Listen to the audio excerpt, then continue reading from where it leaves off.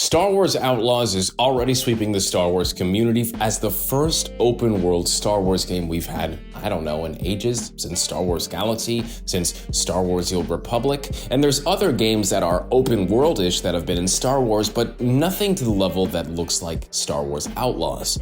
But I do have quite a few concerns, and although I am so damn excited to get my hands on the first official Star Wars open-world game, I don't know, fam. There's just some things that I'm a little worried about. But even so, Star Wars Outlaws is looking like a fantastic game, and I hear the criticisms about, can you customize your character, what is going to happen, and how open the world is. Yes, I hear you, but just hear me out. I want to get you excited, but I also want to draw some attention things that I'm also a little bit worried about for the game. The planet that we're on in the trailer is called Tashara, and it looks like they actually developed quite a bit of this world and put so much effort and detail into this planet. And it looks like just about everything has some insane detail, from the vegetation, its wildlife, the deep, rich culture, and of course everything as us, the players, are going to be going through in the world. I think this is actually the most important part of this video game because when you think about Star Wars and Star Wars art and the way everything is developed, I think about Doug Chiang. And of course, he's the person that has pretty much done 90 or 80% of the Star Wars art with just about everything,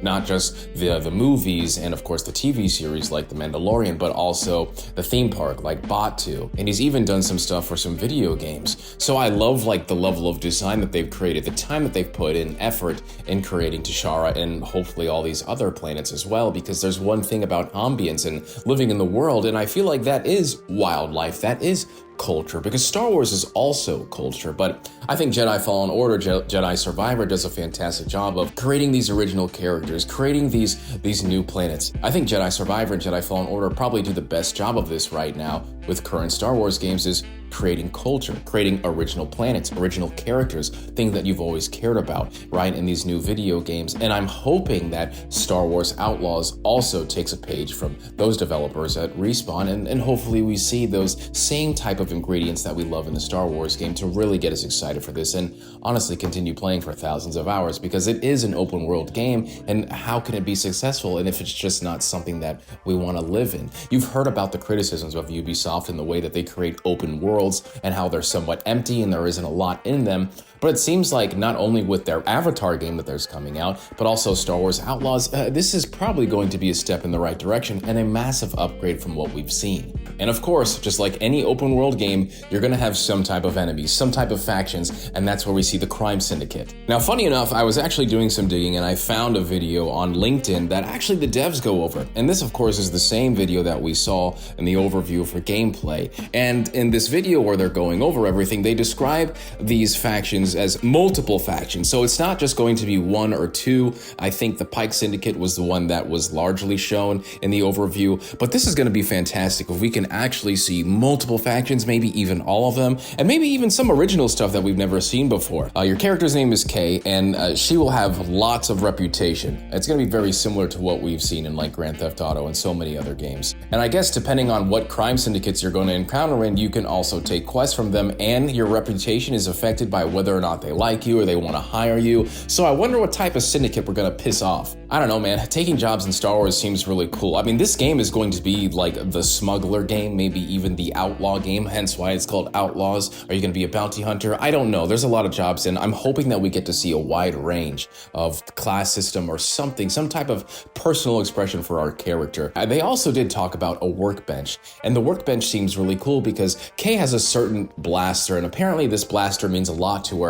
And from what I got from the video, it seems like you're going to be able to develop this blaster over time. It's definitely not going to be the same thing over. So I guess there is some type of customization in this game where it comes to weapons and things like that. But this blaster is supposed to be significant. This blaster is going to be the one that you have over. And I would like to see us add attachments, maybe different colors, emblems, insignias. Who knows the type of resources we're going to get. And we're going to be exposed to all types of variants of this blaster. I'm hoping, because there is a workbench, and when you have a workbench, that usually indicates that you're going to be able to change or modify your weapons, and I'm pretty excited for that. Now, speaking of the workbench, it looks like we're going to get some type of job, and I'm not sure if the crime syndicate are going to be those that are going to give us jobs, but it seems like Kay, your character, is going to have a lot of opportunity in this galaxy.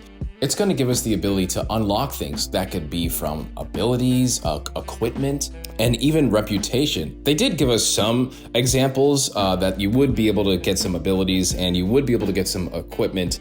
And I'm not sure how exactly reputation is going to make your job harder or a job less difficult, whatever it is. But you are going to get more credits, you can get artifacts, and there's just going to be a lot of stuff in this game that I feel like that we're going to get. I just hope that it's not repetitive. Now, give or take, I'm not sure if every single quest or job is going to have a cinematic or an interaction, but if it is, I mean, that's just going to be better for all of us because we're going to be so entertained, and maybe these classes, maybe these jobs are actually going to offer something than the same type of go and get some resource, come back and I'll give you something. I mean, I really do think we're gonna need another playthrough overview, some other type of gameplay trailer. This is coming out in 2024, so I feel like while they did show us a lot, there's still so much more to be shown. And the biggest thing too, when you think about jobs and you think about Star Wars games, is the level of choice. And it does seem like we're gonna be getting a little bit of choice, just like we saw in the gameplay trailer.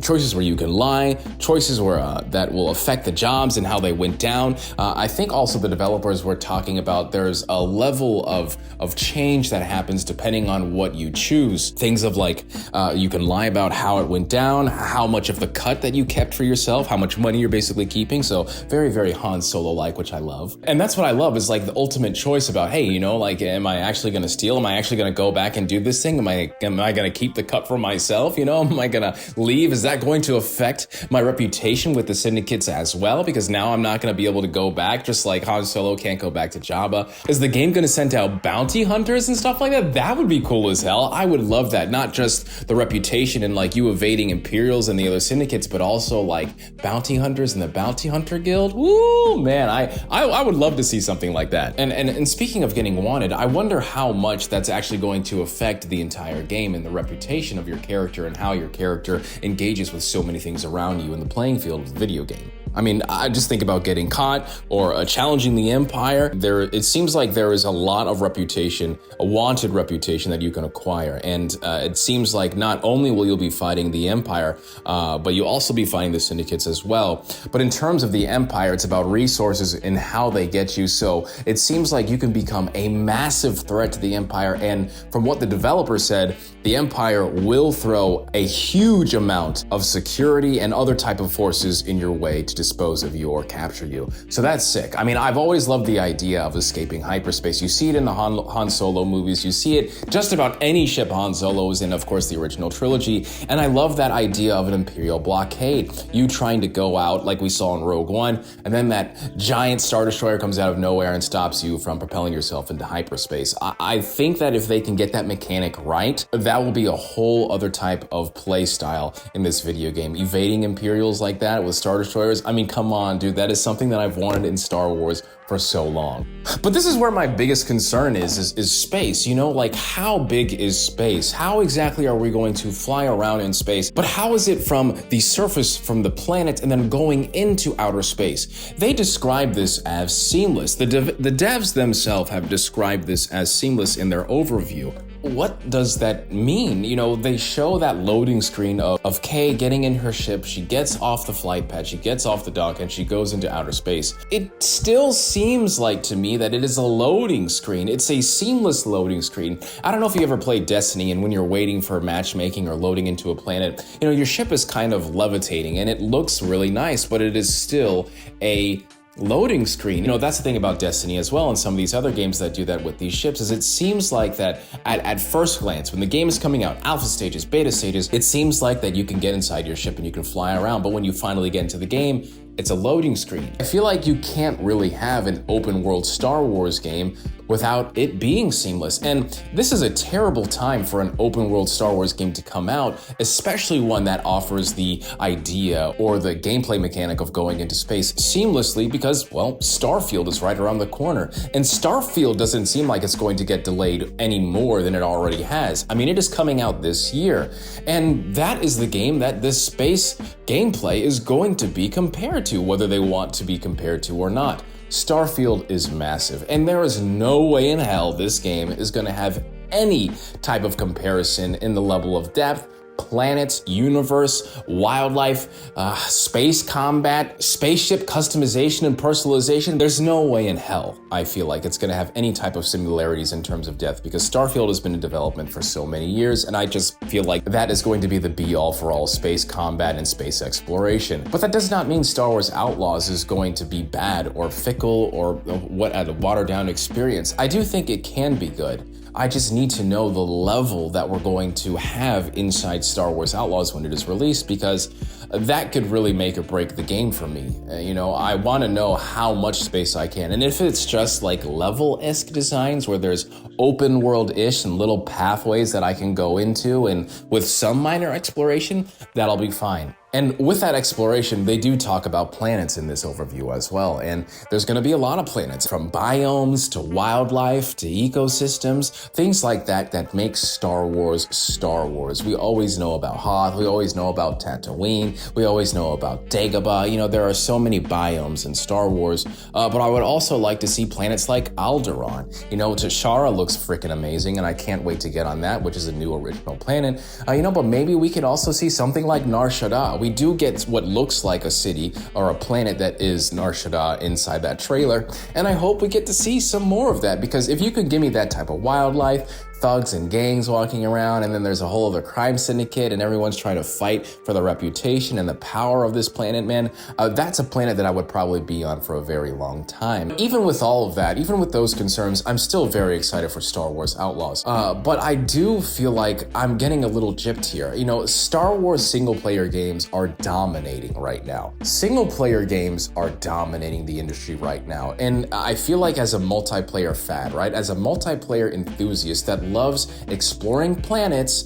and that's always wanted a Mandalorian Star Wars game, I seriously have no idea why that game has not been created yet. It seems like the easiest cash grab of all Star Wars things. The Mandalorian is hot as hell. Creating your Mandalorian, being in a spaceship with your friends and traveling around the entire galaxy with that crime system. I mean, that seems like idea that could be easily used and incorporated into a Mandalorian co-op or MMO game, you know? Multiplayer is just non-existent right now, and I feel like an open world Star Wars game like Star Wars Outlaws could easily be that game. But it just seems like devs and studios are just too terrified to make the commitment to using the funds and the resources to creating a multiplayer Star Wars games. I mean, you know about the nightmare, the launch that all the Battlefront games had. The only MMO, I guess, or multiplayer game that is still being live service, that's still having some type of support, is Star Wars The Old Republic, and that game is about 10 years old, almost 11 years now.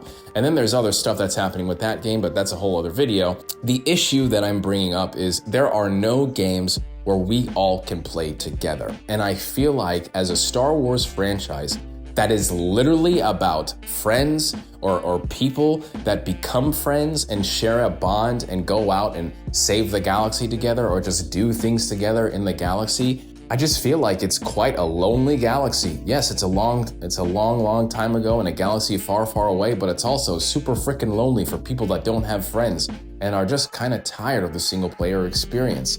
Not to shoot anything at Jedi Fallen Order or Jedi Survivor, those games are amazing, but I'm not sure when we're ever going to get that multiplayer experience, and this seemed like the perfect game to create your crew and go and explore the galaxy with. But hey fam, I hope you all enjoyed it. What are you concerned about? I know there's a lot of Ubisoft haters out there, but I'm very excited for Massive. I'm massively excited for what Massive has cooking right now, and I can't wait to get my hands on it, fam. Let me know what you think. I'm Lord Dagovere, and I'll see you around, all right?